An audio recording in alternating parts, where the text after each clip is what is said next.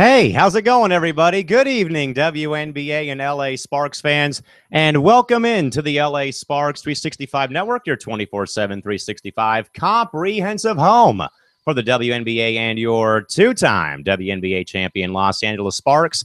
Back at you guys after a couple of, 2 weeks off for vacation.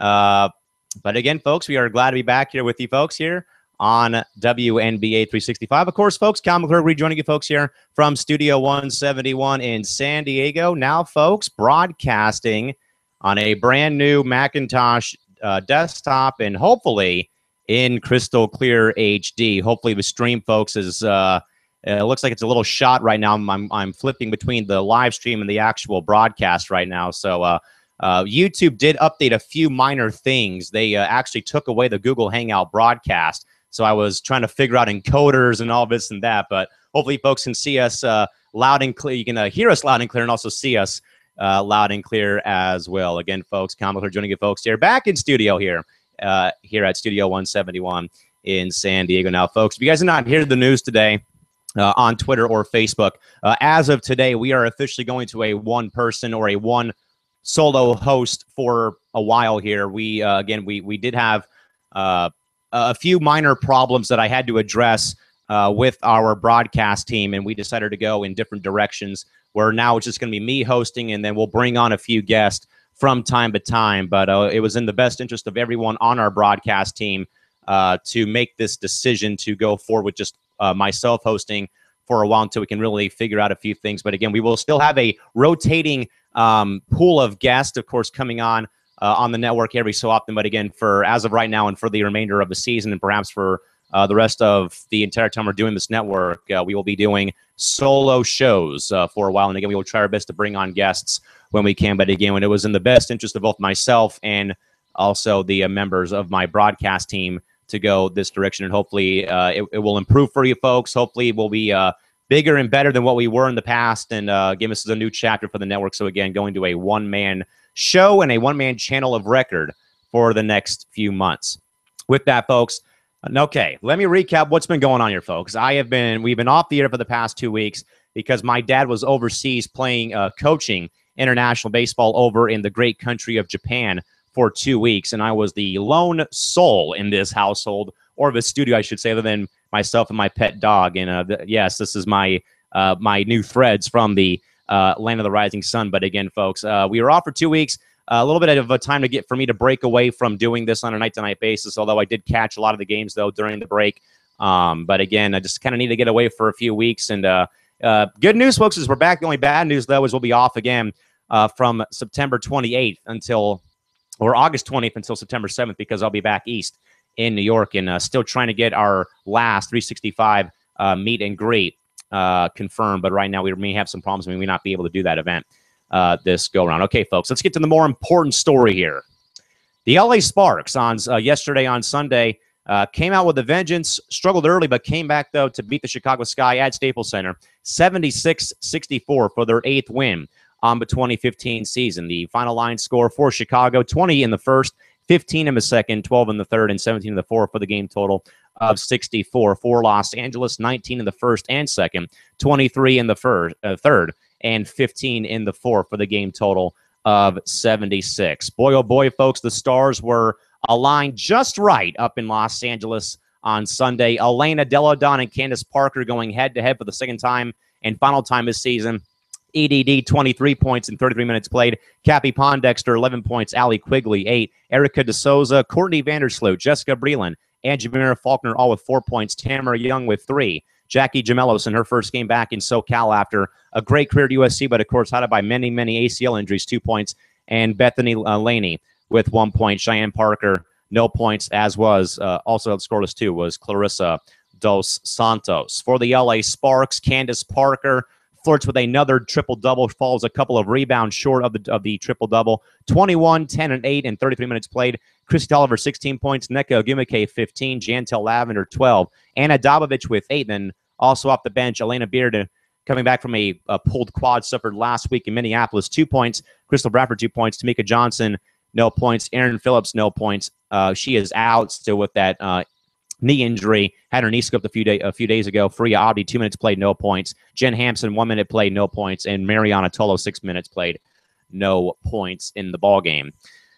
Well, folks, frankly, I think after what we saw or what happened with Los Angeles against the Storm, a game that I believe a lot of us are saying was extremely unacceptable for LA to go out there, play a great, a good, 20 minutes or so, and then completely take your foot off the gas pedal and let Seattle get back in that ball game on Tuesday. And I think we were all kind of wondering, though, how will this team respond to that type of a game? You were ahead all day, and then you get completely outplayed, outmustered, out-hustled, out-rebounded, beat to the punch at every turn in the corner, and you give up 85 points and you lose the game, in pretty embarrassing fashion on your home floor in a game that you absolutely had to win, or a game that a lot of people thought was going to be a gimme game because it was Seattle, but the Storm will take that game and move on to sweep the series.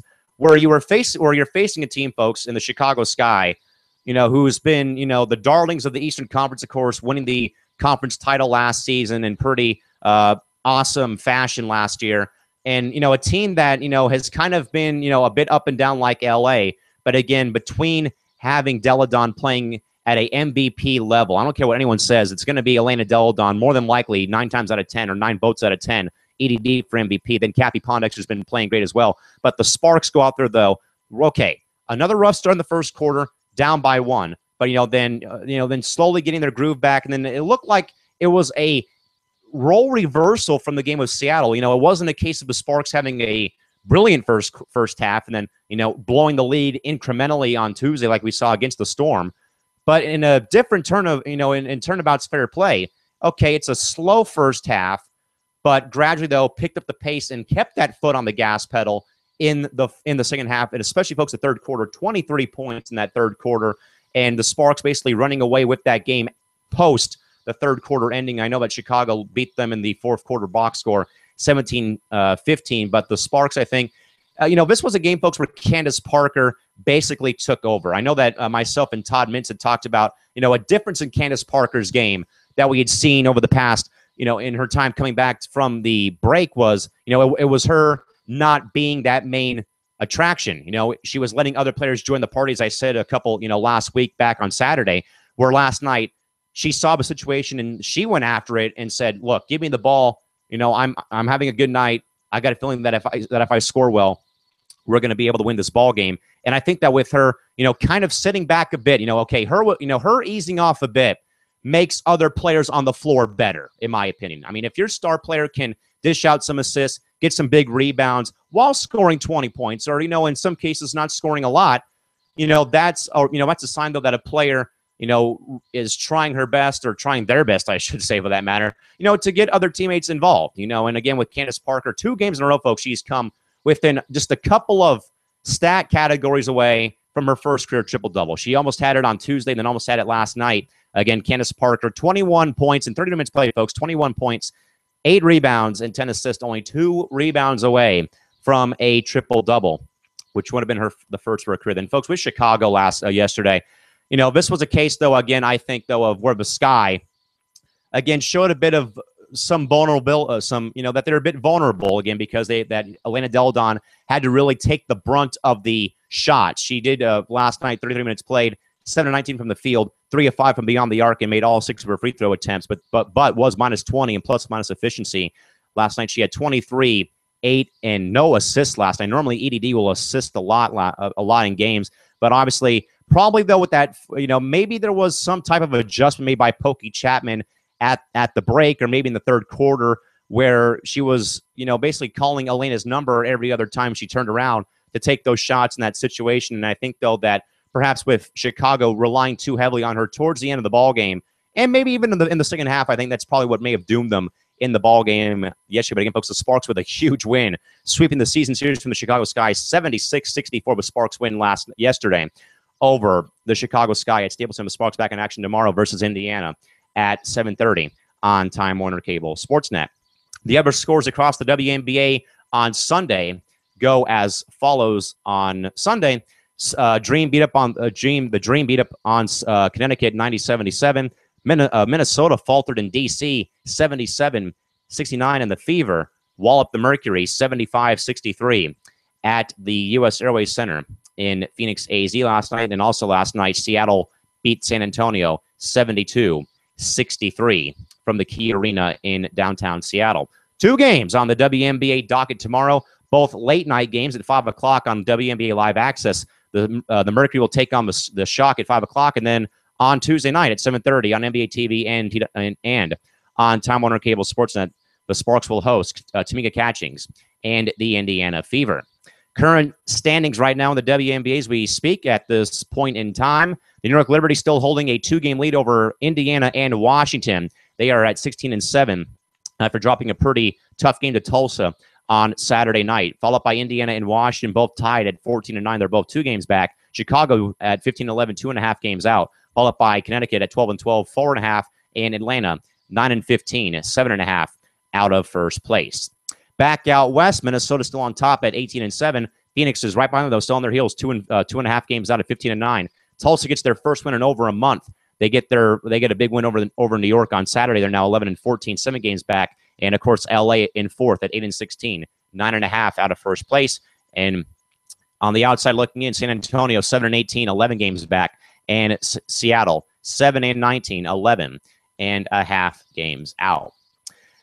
Again, folks, the Sparks with a pretty crucial win yesterday over the Chicago Sky yesterday, folks. By the way, also reported today as well, the WNBA Players of the Week go to Epiphany Prince of the New York Liberty and Maya Moore of the Minnesota Lynx. Prince earned her 3rd Player of the Week honor of her career and her first since joining her hometown Liberty this season. This also marks the 3rd time in 4 weeks that a Liberty player has won the East Conference Award, as Tina Charles won it back in Week 6 and Week 7. During the stretch of the week, Prince helped New York go 2-1, and for the week as Liberty improved to 16-7 and maintained its grip on first place in the Eastern Conference. Opened the week with a 22-point game over Chicago in the Liberty's 84-63 victory over the Sky on August 11th. She followed that up with 23 points, 7 boards, and 6 assists, and a career-high 6 steals in a 90-78 win over Connecticut on August 14th. She closed the week out with 9 points, 5 assists, and two boards in the Liberty's 81-76 loss to Tulsa on August 15th.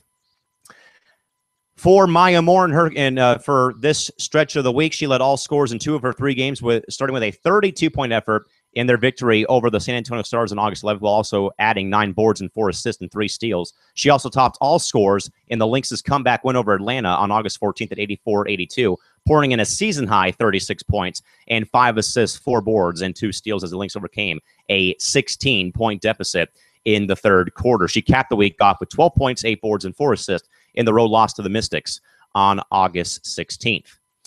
Well, folks, I'll tell you what, there's probably not 2 hotter players right now offensively or on both sides of the ball than both Epiphany Prince and Maya Moore. What we've seen from Epiphany Prince with a New York team, folks, that has really, really improved on last year's season. They've set a lot of records they've not set in quite some time, and watching Piffs play over the past over the past week was simply incredible. And of course, Maya Moore, folks, has been that glue that's holding that Lynx team together. Of course, now they got Simone Augustus back from her nagging knee injury.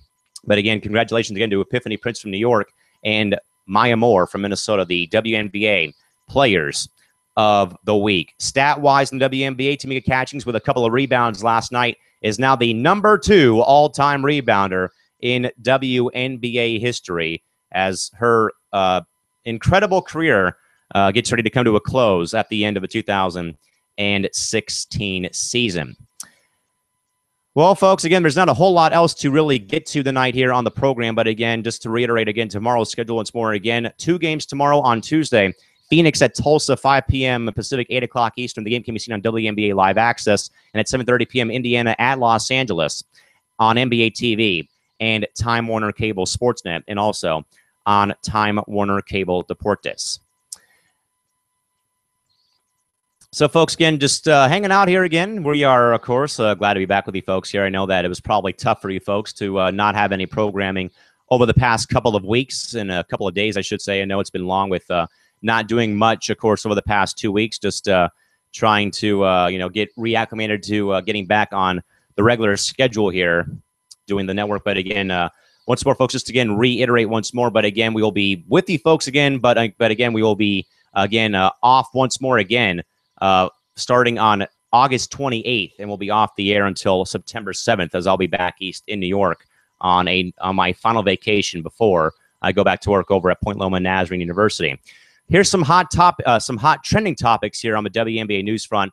This is your What's Trending report. Of course, the first one, of course, is Tamika Catchings becoming the number 2 all-time WNBA rebounder. Tamika Catchings has had her hand in a top of historical moments this season, and Sunday night added another one to the list. The 10-time All-Star passed the one and only Tina Thompson to become the number 2 on the WNBA's all-time rebounding list. Now, folks, a great story out of New York that happened on Saturday night. Now, as you folks may know, there was a story posted about a basketball team, a youth basketball team from Charlottesville, who was DQ'd, disqualified, kicked to the curb from a local tournament because their boys team had a girl player.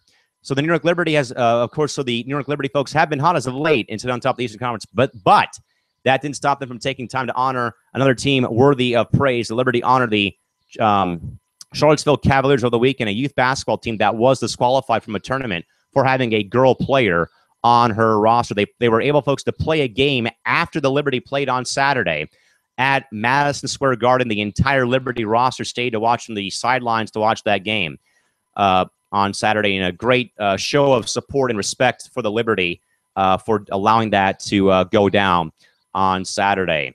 Parker shines in the win over the Sky. The NBA TV featured a slate of 6 games over the weekend, perhaps though none bigger than the Sky and Sparks. Both teams are entrenched in a battle for playoff positioning in the respective conferences and are led by some of the WNBA's biggest names: Candace Parker, Elena Deldon, Cappie Pondexter, and Nneka Ogwumike. While Deldon has been the talk of the league all season long, Parker showed out on Sunday with a near triple-double. She recorded 21 points, 10 assists, and a career-high 8 rebounds in a win against the Sky on Sunday afternoon. Up in Seattle Seahawks quarterback Russell Wilson attends the Storm home game versus the San Antonio Stars. Only a few weeks remain before the NFL kicks off its regular season, and Russell Wilson and his girlfriend Sierra took some time out of their busy preseason to catch a Seattle Storm game at Key Arena. Wilson and Sierra took photos with fans and were even greeted by Doppler, the Storm's mascot. Some more hot news, folks.